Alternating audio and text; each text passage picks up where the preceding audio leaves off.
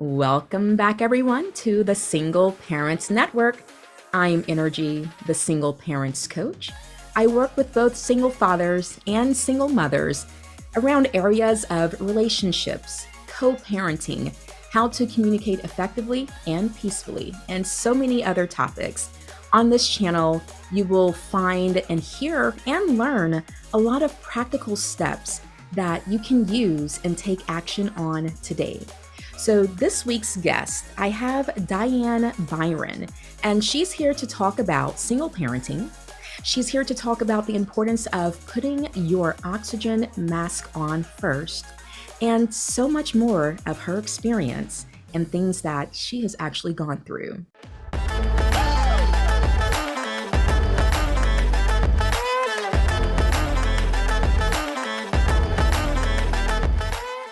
So, Diane, please introduce yourself to our listeners and let them know what's your connection or your relation to the topics that we're going to discuss today. Awesome. Thank you so much, Enrgy. And clearing my throat a little bit here. I have been a single parent for about 12 years now. I got married in the year 2000. My husband and I at the time were like, this is perfect. We'll always remember how long we've been married because it's easy to add up from zero. And I waited until I was 32 to get married because I'd seen several of my siblings get divorced and I didn't want to get divorced. I was like, nope, nope, no. And sure enough, it eventually occurred. And what I learned has been really important on letting go of any attachment my ex-husband has in their relationship with my daughter. And I got to have a bird's eye view even well before I got married on peaceful co-parenting, on creating great relationships with your um, prior partners, because I watched my brothers and my sister create that with their own former partners and raise really amazing children. I have 11 nieces and nephews, and 9 of them were from quote unquote broken home, which I don't believe in that term, by the way, because the home isn't an actual place. And sometimes it's so much more important to create loving experiences for our kids.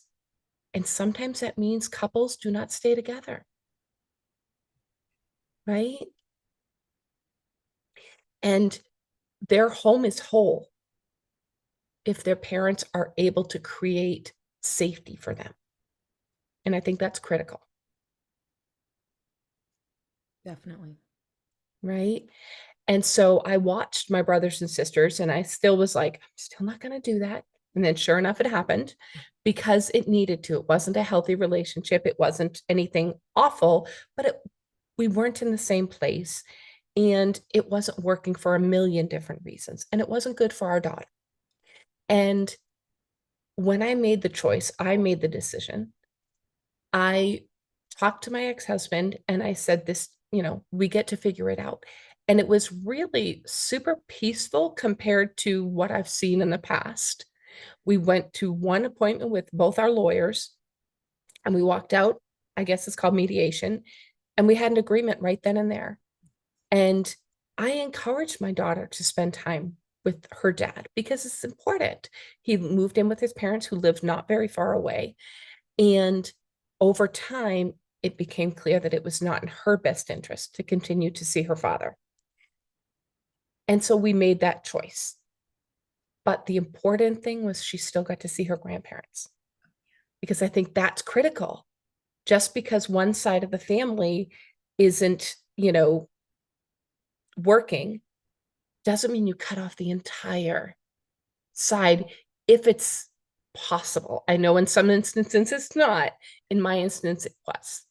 And I wanted her to experience that because my mom passed away a year before I got divorced, and she never met my dad because he's been gone for 30 years. So those were the only grandparents she had. So it was really important to maintain that relationship. And she was their only grandchild because my ex-husband is an only child. So it was a critical relationship.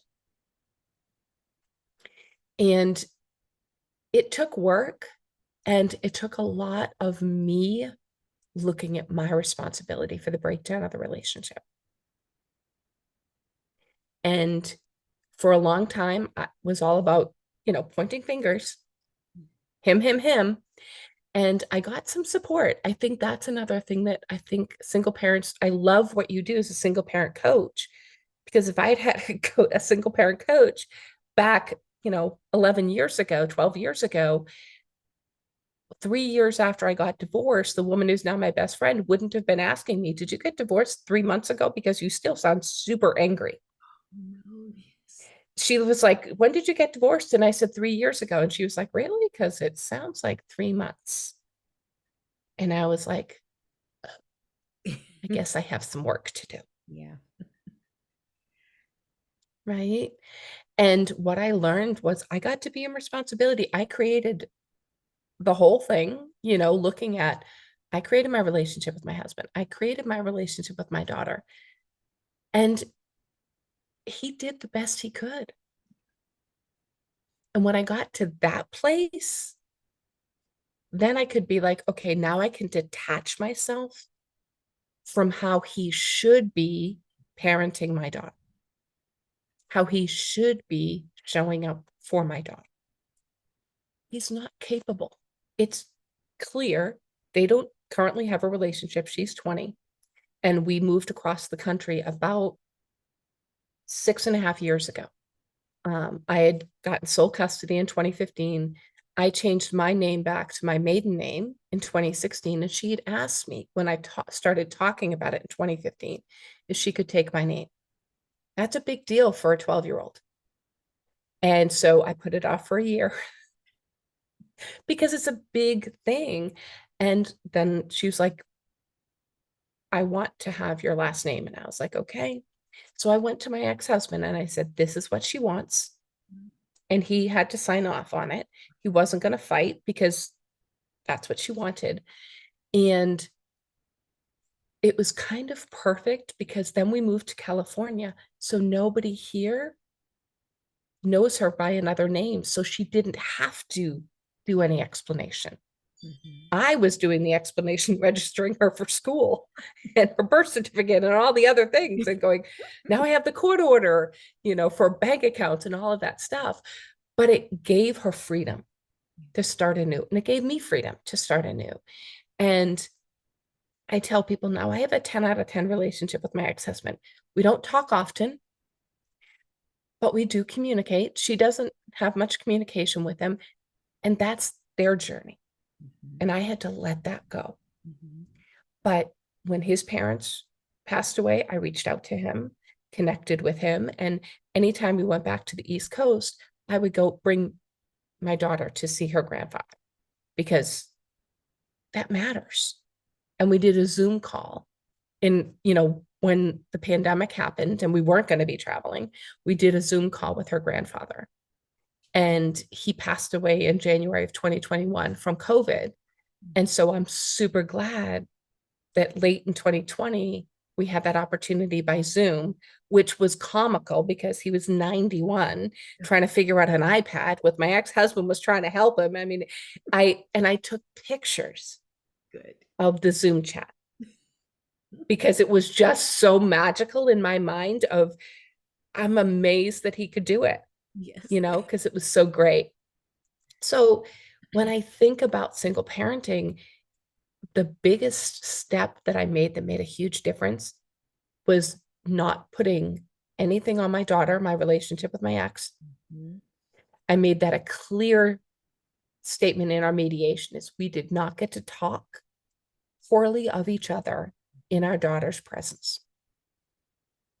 And later, even now, I will not tolerate people talking poorly of my ex-husband to me, even when she's not there, because I don't have any energy on him. He's doing the best he can. Why are we trashing him? He's not here. That's the biggest gift we can give our kids is, even if we're not co-parenting, which we haven't been for, 8 years, he's still a part of her life and always will be. Mm-hmm. So we get to treat that relationship with respect, regardless of what she's created. I get to not add to it. And I think that's important. Absolutely.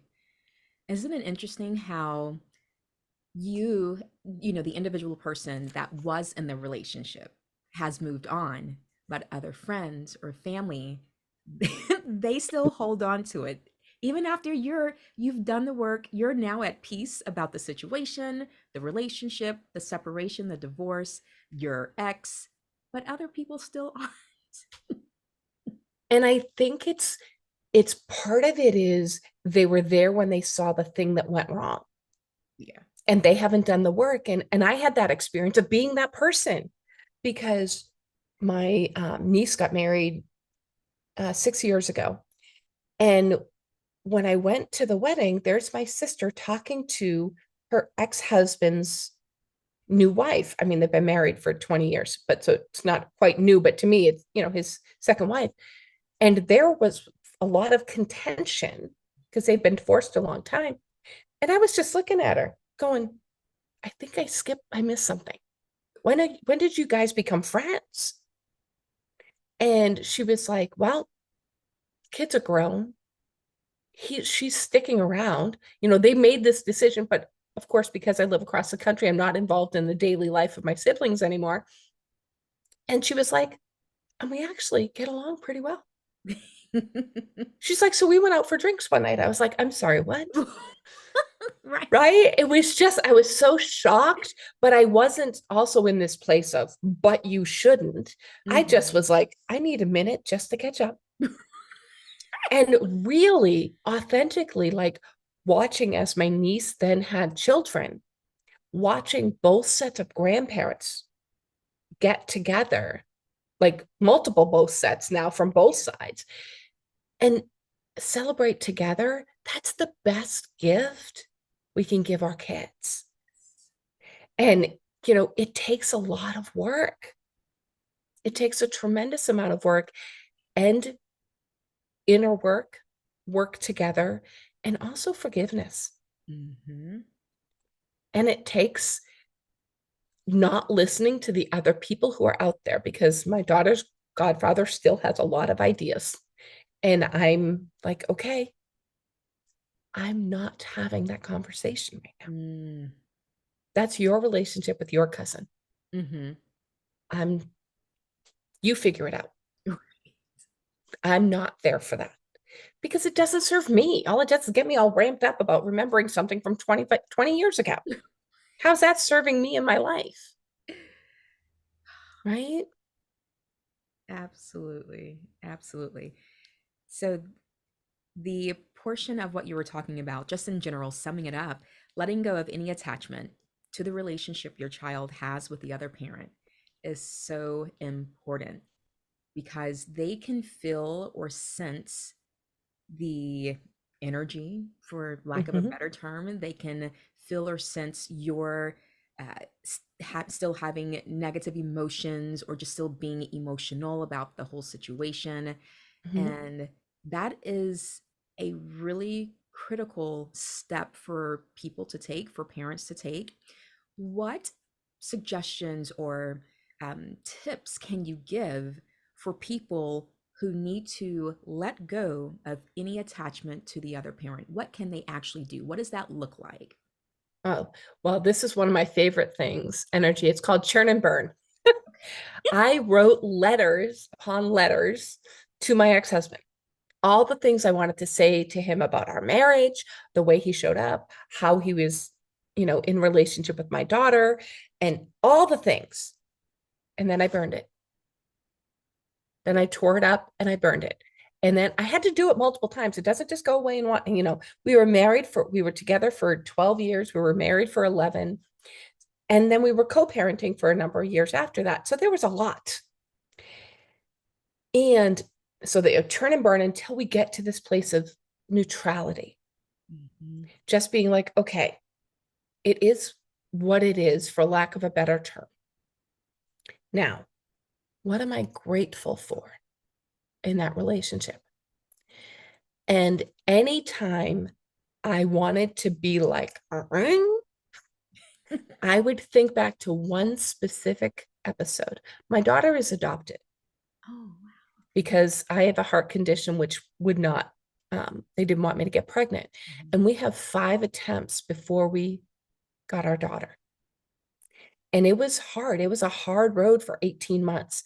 I was emotional. I tell people I'm Irish and I feel all the emotions. And my ex-husband, that's where some of the things that he was dealing with in his mental health actually served us because he never got that upset. And there was one moment when we were in an argument with the adoption agency because my daughter, birth mother, has some blood clotting disorder. And my pediatrician was well aware of it. We had gone to Boston Children's. We had it all handled. But my pediatrician is a very busy man and was not constantly writing the adoption agency because he was doing other things. And the adoption director said something to me along the lines of, if you continue to get in the way of my communication with your pediatrician, it jeopardizes Megan's relationship, Megan's placement with you.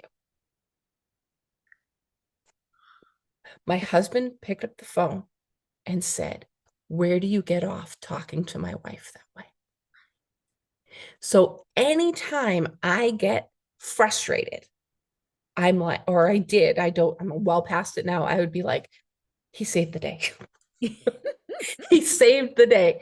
And we moved forward. We found another lawyer because I was like, that adoption agency does not need to be in the way. Because the doctor was like, I've sent her like 3 emails. What is she talking about? I wasn't in the way of anything. It was her control. Yeah. But his ability to stay, talk about staying neutral. And like that is the reason, one of the reasons we have our daughter, because he was able to talk me down from all my emotional ups and downs during the whole 18-month ordeal. So once you come to that place of neutrality, you look at moments of gratitude. I would not have my daughter if I didn't marry my husband. My life would have been very different if I didn't marry my husband. I wouldn't have this daughter because I'm a firm believer that, you make one choice and that directs everything else in your life. Like every choice you make directs your life. I would have had a very different life if I hadn't married him. And my daughter and I have an incredibly close relationship. Ironically or not, she looks just like me in a lot of ways, which is so weird. The people are like, oh my gosh, she looks just like you. And one thing that people will say is, you don't even need to tell her she's adopted. I'm like, are you paying for her counseling? like, we have a picture of her birth mother with holding the baby with me behind her. You don't think she'll question it? Right? But what the beauty of being in that place of gratitude is, it doesn't mean, oh my gosh, he's the most amazing person on the planet. It's, I'm grateful for these moments. And if I'm in gratitude, I can't be in gratitude and pissed off at the same time. Right. In most cases. Right. I could probably manage it, my Irish self, if I try. But in the reality is I don't have that energy.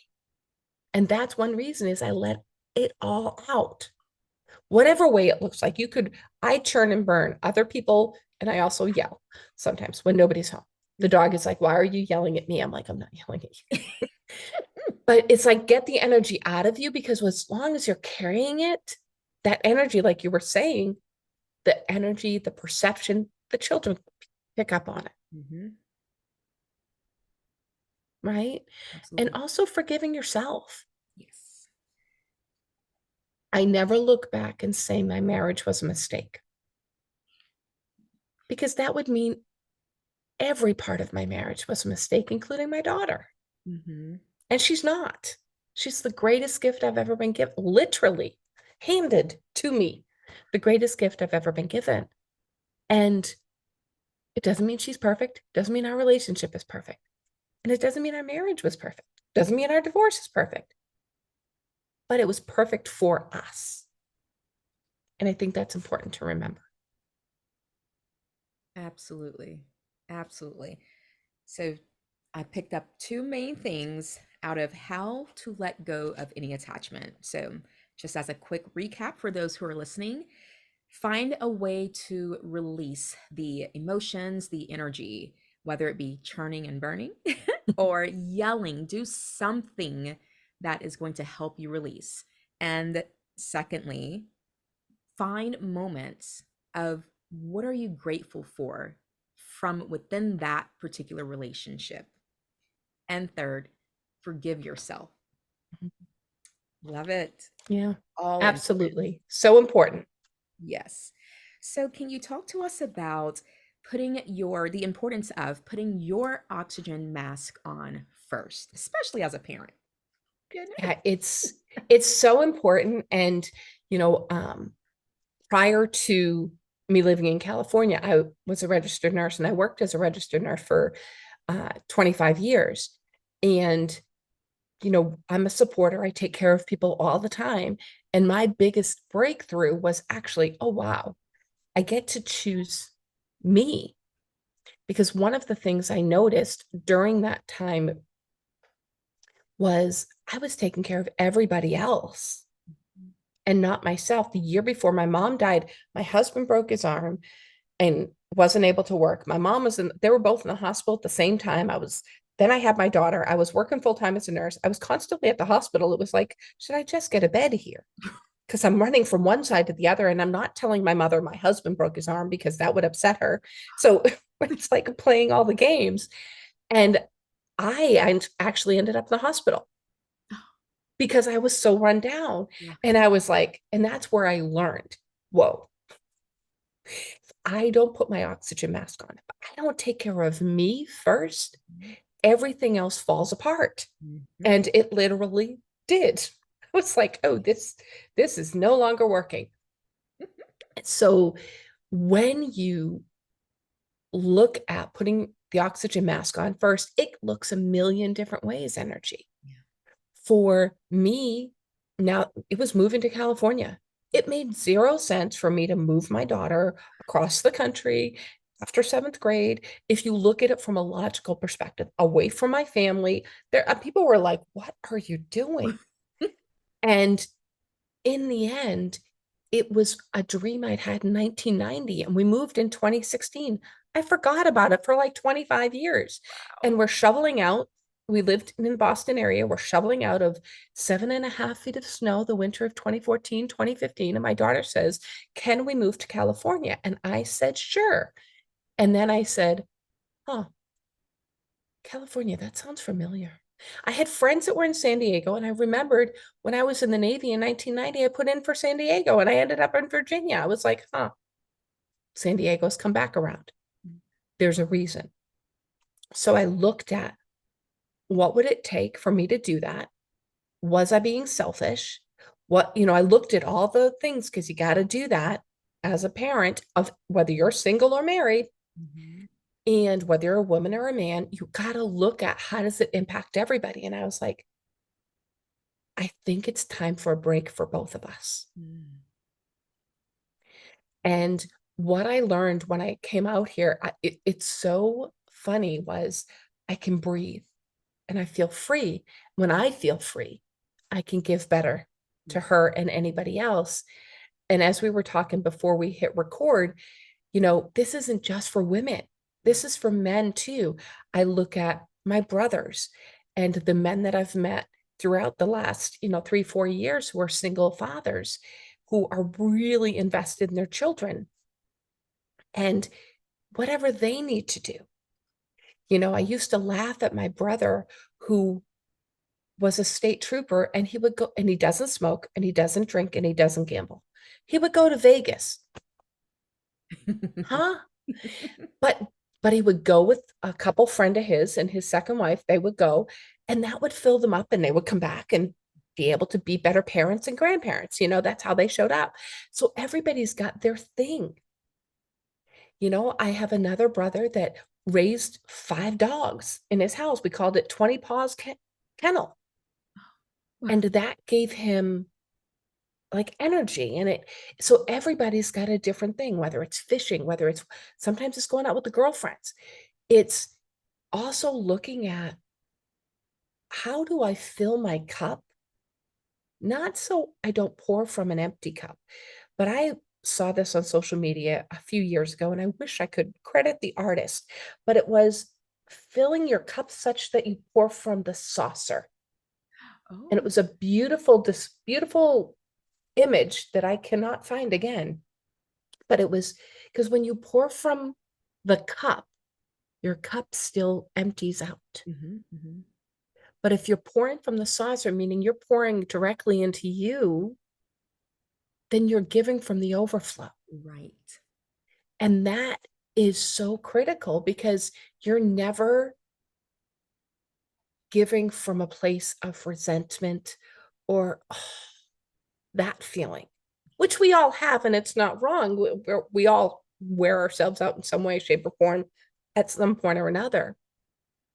But when I've gone out in nature, that's a big thing for me. It's one of the reasons I moved to California, was so I could see the ocean and Mm. be near the ocean. And but when I come back from a walk with a dog or spend time at the park or spend time hiking with my best friend, I'm in a better place to deal with any stress in my life, whether it's kids. My daughter's much older now, so it's not, I don't have that kind of stress anymore, but it's business. I've run my own business. So it's, you know, finances, it's whatever. When I'm filled up, I'm not like that. Mhm. I'm not the hot tempered Irish person as I normally can be, right? I can be the fun, jolly Irish girl. So, Awesome.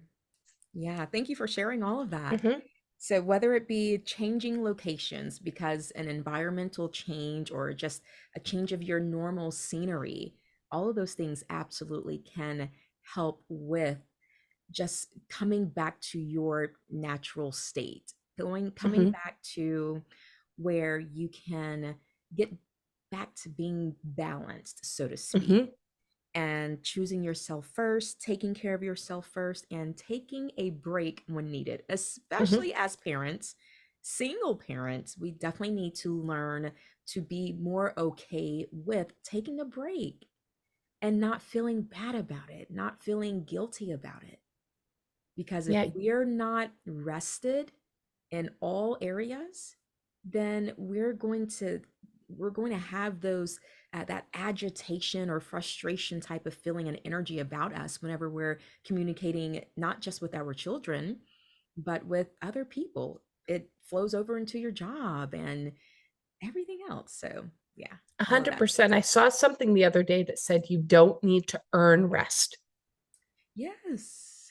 And I'm in a training program now, and we have scheduled rest days. Yes. And it's the best way I can describe it is so you're better able to show up on the other days.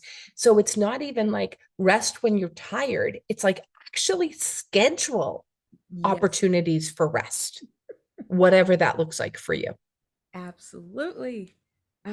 That speaks to my heart there. I'm really passionate about um, time management, and in the time management, whenever I'm coaching clients and for myself as well, that's one of the main things and the first things that I start teaching people to do is put a break in your schedule.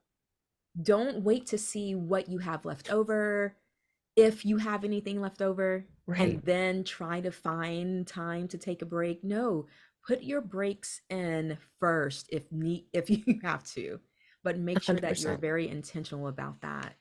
I'm so Awesome. happy you I said love that. that. I love that. But I'm going to be doing that on my own as Yes, I schedule myself tomorrow. absolutely. Even on throughout each day, even if it's a short break, and then having those days of where you take a nice full long break. So both are Mhm. needed. 100%. I love that. Good stuff. Good stuff. So we've covered quite a bit of information, and really important information is what's important to me, about letting go of any attachment and putting your oxygen mask on first.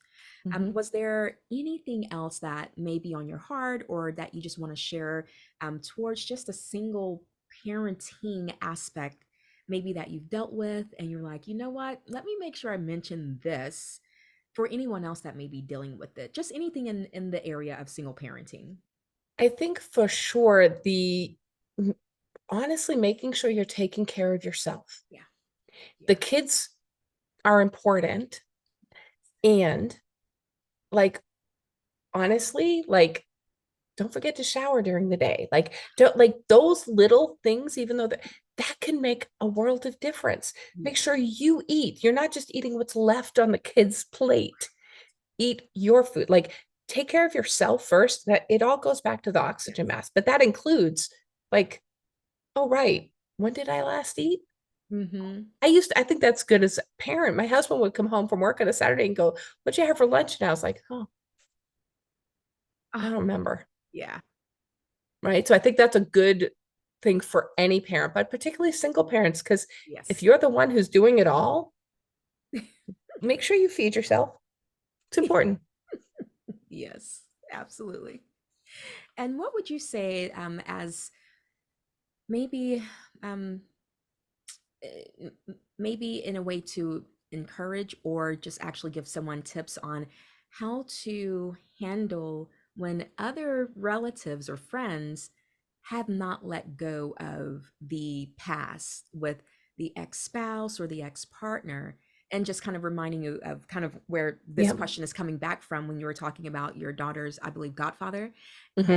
just as an example, how did you handle that conversation for those who may be afraid of either conflict or who just don't know how, how to say, "Hey, I'm okay now." You need to work on that yourself. Is Right. there, anything that you can suggest? Well, it's super easy when it's text, which is how we communicate now, because I just don't engage Yeah, and good. I just move on to the next thing, like, oh, here's a new picture of Meg or something like that. I just don't even respond. And in person, the last few times we were together, I'm good now. I Mm, don't need to hear it anymore. And it's also not invalidating their experience. yeah, yes. Because if you say, oh no, he's not like that, well, that's that person's experience. He has his own experience with his cousin. But I can say, you know what? I'm good. I don't need to go down that road right now. I like that. Yeah. I like that. And I couldn't find the words, but when you said that you don't want to invalidate their experience, that's the other part of it, because they've gone through this with you, Right. for someone, any of us who have gone through a breakup, our anyone that was connected to us during that time, they've gone through some part of this as well with us, Mm-hmm. and we don't want to discount their feelings, we don't want to discount their experiences. Right. And I love how you just focused on, well, I'm good now. Mm-hmm. Very good. Yep. I like it. Awesome. I appreciate all of this information. The conversation today has been great, and I know it's going to be helpful and beneficial to anyone who's listening. But I think that we are now at the point of where we can segue to what I like to call my fun segment.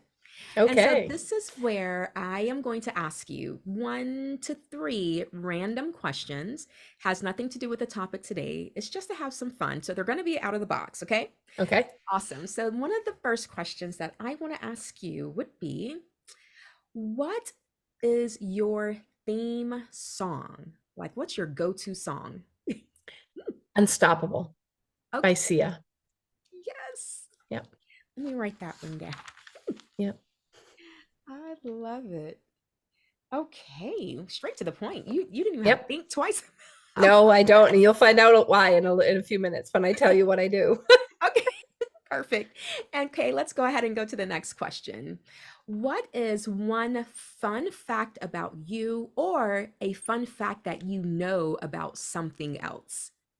The fun fact about me is I worked as a cook at a dude ranch for a year in No, you did Colorado. I not. did. I ran away from nursing. I ran away from home when I was 27. I ran away to Colorado thinking I was going to marry a cowboy.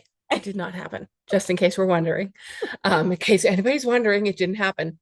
But it was a really extraordinary experience. So yeah. That is, I love it. That was so out of the box.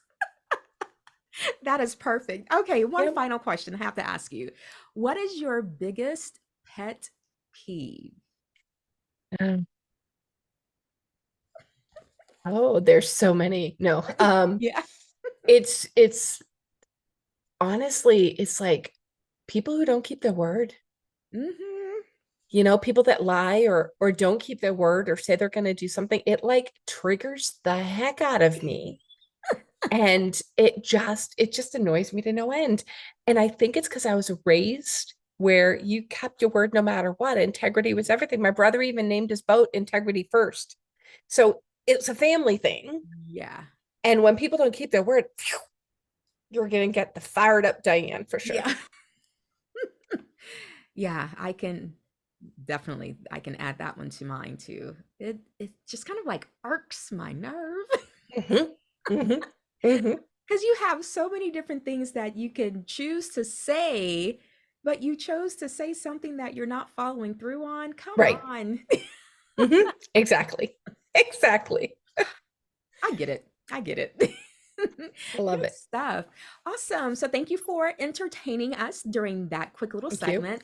So, I want to give you the opportunity to just share any final thoughts, a final nugget, a mantra, whatever it is that you want to share as the final takeaway from today's topic. So I have a little mantra slash question that I ask myself whenever I am faced with an opportunity or anything. And I literally have a little post-it on my desk that says, does this serve me? Ooh. So every opportunity, every question, sometimes it's food related. Should I eat that? Does it serve me? And sometimes the chocolate serves me and sometimes the chocolate doesn't, depending on what I choose. But ask yourself that question, and it allows you to actually be connected with what you're actually doing at the moment. Mm-hmm. Mm-hmm. Being intentional. Mm-hmm. Yep. 100%. Ah, And it's four words that bring you back every time. yes, absolutely. Very nice. I like that. Mm-hmm. Does this serve me? Mm-hmm. Yeah, I can see where that can be helpful to a lot of people Yeah. when they're in the moment of making decision A or decision B. Yep. 100%, or A, B, C, D, E, F, Right. G, you know? Right. Absolutely. Awesome. Thank you for sharing. You're welcome. Absolutely. So I want to give you the opportunity to just kind of share about you. How can we support you? Do you have a website, social media, a book, whatever it is? This is the opportunity for you to promote yourself, talk about yourself, and just give us an opportunity to support you and everything that you have going on. Awesome. Thank you, Enrgy. So I told you I'd tell you why Unstoppable was so Yes. important. Well, it's the name of my company. It's called Unstoppable Heart Coaching. Nice. And I teach women midlife and who have teens and older, because that's when you generally have a little more time to go from stuck to unstoppable. And unstoppable heart comes from I was born with severe congenital heart defects, and I had a survival rate of 0 without surgery when I was born in 1968. And I had an extraordinary surgeon, and I'm unstoppable to the point, Enrgy, just to share this little thing. Apparently, I really like the West because I hiked the Grand Canyon from rim to rim in one day, 16 hours with some folks in 2019. What? Someone with my heart condition should not have been able to do that, but I've had extraordinary care. So I'm committed to helping women and men. I have coached men as well to become unstoppable by allowing themselves to actually create a vision. It's how I got to California. It's how I got my daughter actually was creating a vision. And when we look at obstacles as opportunities, that's when we become unstoppable. So that theme of unstoppable from Sia, that like is in my mind all the time because we often put up our own obstacles. Mhm. I have a website at dianebyron.com. It's super easy to find. And I talk there a little bit more about my story. I'm also a two-time cancer survivor. So I've really like created opportunities for myself to overcome things. I used to call myself a championship overcomer. I don't say that anymore because I don't want to keep creating things to overcome. Hello. Right.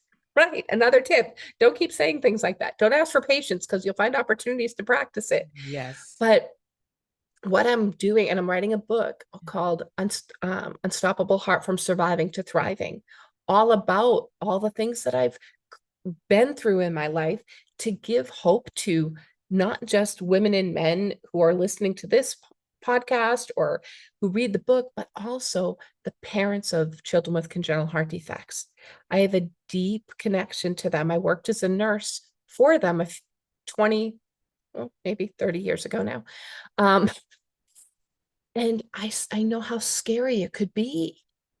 So I want to give them hope that their kids are not going to just survive, but they can thrive when they're given the right environment. And I want to support them in giving them the hints that how my parents raised me without having any idea what the heck they were doing, because it was 1968. There was no Google, right? So my mission, and that's why I love your mission, because you're supporting single parents to be unstoppable in a million different ways as well, is really to create a shift in this country or in the world where we get support and we actually create the vision that we want for ourselves. And that's important to me. And as a single parent, as a married woman, 20 years ago when I got married, the vision is still the same. Everybody gets to be unstoppable. Love it. That is so awesome. Everyone, make sure you take the time and go support. I will make sure to have your links in the description under this episode. So thank you so much again for your time. And that's it for this episode. So everyone who's listening, thank you for your time and watching everything that we discussed today regarding single parents and taking care of yourself first and finding out and deciding, does this particular thing serve you? This is a lot of good information. And if you also feel that it's valuable, make sure that you share this episode with your friends, your family, your coworkers, you name it, because everyone can find something, some nugget, some sort of tip that they can also implement in their lives as well. If you would like to also be a guest on my podcast to talk about anything single parenting, co-parenting, you name it, be sure to reach out to me. You can go to my website, coachnrgy.com, and just reach out there and let me know what you are interested in discussing. I appreciate you. Please make sure that you comment below or at least subscribe if you have not already done so. And just always remember that when you master your mind, and when you master your emotions, and when you master your assignment, you can live your purpose and live on purpose. Thanks so much. Until next time. Bye-bye.